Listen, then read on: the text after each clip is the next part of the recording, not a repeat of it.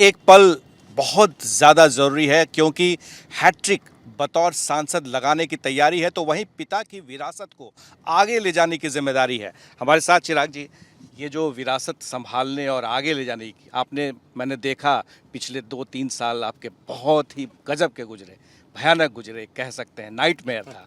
और अब आपने चुनाव प्रचार किया है, आप इस चुनाव को कैसे देख रहे हैं? मैं प्रकाश भाई, आप समझेंगे इस बात को। मेरे लिए हाजीपुर से मेरा रिश्ता कभी उस संसदीय क्षेत्र का हो ही नहीं सकता। मैं अभी भी कभी कभी मुझे यकीन नहीं होता कि मैं हाजीपुर से मैं प्रत्याशी हूँ। बचपन से हम लोग वो नारा, और मैंने भी उस नारे को लगाया है कि हाजीपुर का सांसद कैसा हो, रामविलास पासवान जैसा हो।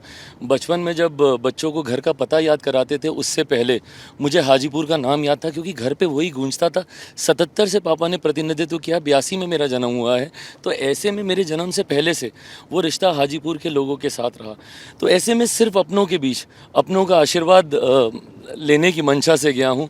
मैं कल भी हाजीपुर के लिए बेटा ही था, आज भी हूँ और हमेशा बेटा ही रहूँ। सबसे बड़ी चुनौती है कि पिता की विरासत को आगे ले जाने में जो उन्होंने रिकॉर्ड तोड़ा था, गिनीज वर्ल्ड रिकॉर्ड में उनका नाम आया है, तो उसको क्या इस बार तोड़ पाएंगे? इतना प्रेशर मत डालिए। मैं ऐसी किसी लक्ष्य को निर्धारित करके नहीं गया हूँ। मैं, जैसा मैंने कहा, मेरे लिए पहली बात तो पिता की जिम्मेदारियों को अपने कंधों पर लेना। मुझे लगता है कि एक बेटे के नाते मैं बहुत नाशुक्रा होता अगर उनके जाने के बाद उनकी जिम्मेदारियों को अपने कंधे पे नहीं लेता।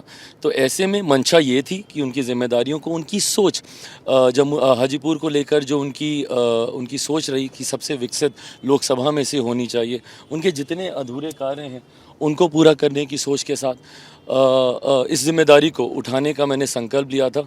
और बस अब उम्मीद इतनी है कि पापा को जो प्यार मिलता था वही मुझे भी आज मिला। परीक्षा है, आपको क्या उम्मीद लग रहा है कि किस तरह से जो आपने चुनाव में रणनीति बनाई है, और दूसरी तरफ आपके सामने तेजस्वी यादव खड़े थे और तेजस्वी यादव कह रहे थे कि ये तो चिराग पासवान जो है वो ये आरक्षण विरोधी हैं, संविधान विरोधी हैं, तो ऐसे नारे लगाए गए। तो आपको लग रहा है कि कौन सा मुद्दा है जो आपको आपकी तैयारियों पर आपको लगता है कि उसका फल मिले? भाई, मुझे लगता है अंतोगत्वा everything boils down to developmental issues. आपको सिर्फ और सिर्फ चुनाव, लोग आज की तारीख में विकास के मुद्दे पर ही करते हैं।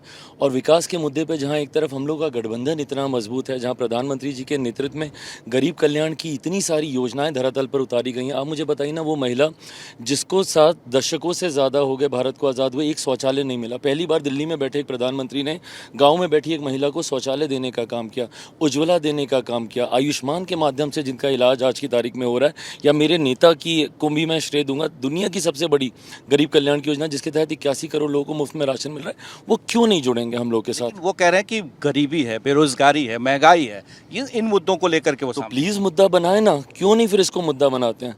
क्यों फिर ये लोग तुष्टीकरण की राजनीति करते हैं? चुनाव में इनको मुसलमानों को आरक्षण देने की बात याद आती है। क्यों इनको संविधान खतरे में लगता है? जिन लोगों ने लोकतंत्र की हत्या की सन 75 में आपातकाल लगाकर, आज वो लोग लोकतंत्र को बचाने की दुहाई देने के लिए खड़े हैं। तो ऐसे में फिर ये लोग ये बातें क्यों करते हैं? क्यों नहीं उसको मुद्दा बनाते? तेजस्वी यादव कह रहे हैं कि आप 50 हेलीकॉप्टर के साथ घूम रहे हैं आप लोग, और वो सिर्फ एक अकेला हेलीकॉप्टर से घूम रहे हैं और सबको। क्योंकि उनके घटक दल ही उनके साथ नहीं है। अकेले इसलिए क्योंकि हमारे हेलीकॉप्टर्स, पहली बात तो हेलीकॉप्टर मैं प्राउड फील करता हूँ क्योंकि मेरा चुनाव चिन्ह है। बट हैविंग सेड दैट, क्या कहते हैं, क्योंकि उनके घटक दल ही नहीं। आप मुझे बताइए, मेरे प्रधानमंत्री हर चरण में लगभग बिहार आए। ऐसे में इनके घटक दल बता दीजिए, राहुल जी या गांधी परिवार से लोग कितनी बार आए? मात्र एक बार मुझे लगता है राहुल जी आए।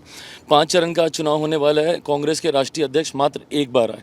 ऐसे में इनके घटक दल ही इनके साथ आप नहीं ये सब कुछ कह रहे हैं, पर बावजूद इसके चुनाव के समय में हिंदू मुसलमान क्यों आ गया, मटन मछली ये सब क्यों आ गया? दैट्स एग्जैक्टली माई पॉइंट, कि जब इन लोगों को विकास, महंगाई, बेरोजगारी अगर इतना बड़ा मुद्दा लगता है, तो क्यों ये लोग फिर इस तरीके की तुष्टीकरण की बातें करते हैं, सांप्रदायिकता की बातें करते हैं, बंटवारे की बातें करते हैं? कोई मतलब नहीं है ना इसका।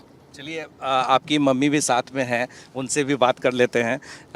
आज मंदिर मंदिर आप जा रहे हैं, पूजा कल रात से ही शुरू है, तो इस बार के चुनाव को आप कैसे अलग देख रही हैं रामविलास जी के समय से और चिराग जी?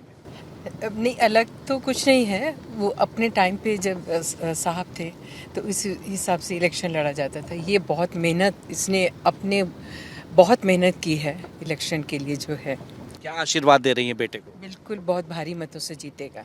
आपके लिए कितनी मुश्किल घड़ी थी जब एक तरफ पार्टी परिवार सब टूट रहा था, तो ऐसे में आपने बेटे को कैसे सहारा दिया? बहुत मुश्किल घड़ी थी, बहुत मुश्किल घड़ी थी। हम माँ बेटे ने एक दूसरे को सहारा दे करके मेरी संभाल। स्ट्रेंथ ये रही हैं, इनकी वजह से ही मैं उस कठिन परिस्थिति से मैं निकल पाया हूँ।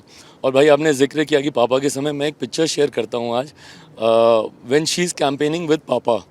तो वो 90 के दशक की फ़ोटो है जिसमें वो पापा के साथ खड़ी हैं और वैसे ही खड़ी हैं जैसे इस बार नामांकन के दौरान मेरे साथ प्रचार में खड़ी थी।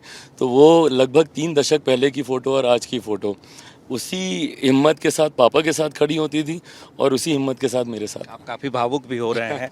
जाहिर है कि ऐसा मौका है कि पहली बार हाजीपुर से चुनाव लड़ रहे चिराग पासवान के सामने बहुत सारी चुनौतियां हैं, लेकिन चुनौतियों के आगे वो क्या करेंगे? क्या इस बार अगर आप जीते तो मंत्री बनेंगे केंद्र में? भाई इन सारे सवालों का कोई मतलब नहीं है। प्रधानमंत्री चुनने का ये चुनाव है और मैं 2.5-3 सालों में एक बात सीख गया हूँ, चाहतों हकीकत के सामने चाहतों के कोई मायने नहीं होते। हकीकत में आपको जीने की ज़रूरत है। अगर चाहतों के इतने ही मायने होते तो आज मेरे पिता मेरे साथ होते, मेरी पार्टी नहीं टूटती, मेरा परिवार नहीं टूटता। तो ऐसे में हकीकत के सामने चाहते कुछ नहीं है, बट हाँ, हर परिस्थिति के लिए तैयार हूँ। जाहिर है कि आगे आने वाले समय में देखना होगा कि बिहार में चिराग किस तरह से एक नेता बनकर जो उभर रहे हैं, उनकी क्या परिस्थिति होती है, और अगली चुनौती जो होगी वो बिहार विधानसभा की होगी।